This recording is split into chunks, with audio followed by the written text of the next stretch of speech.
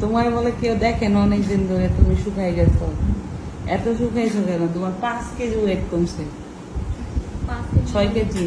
কারণ কি? এক্সাম সামনে আসলে সবারই মনে অবস্থা হয়ে যায়। তুমি কি পাস করবো না ফেল করবা?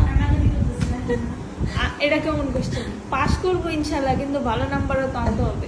তোমার কি পরীক্ষা এটা? HSC board exam. Board exam. So আমি তো ইনশাল্লাহ দোয়া তো করতে আছি ইনশাল্লাহ। এনি হ্যাঁ, কি তোমার বোন কি পাস করবে? আশাবাদী, দেখা যাক। পাস করবে, ভালো নাম্বারটা হচ্ছে বেশি। আর তুমি চাই নাই বলে ই করছো, এই পরীক্ষা বলে ই করছো কি? তোর রেজাল্ট কি এমন? ফোরার্সে ভালো করছিস সিজিপিএ ফোরার্সে। তাই না? গুড। শিশি, তো তোমারটা শিশি মানে কি? Thank you. Thank you. তোমার মাইর দেওয়া হবে? কেন? পরিসম্মা।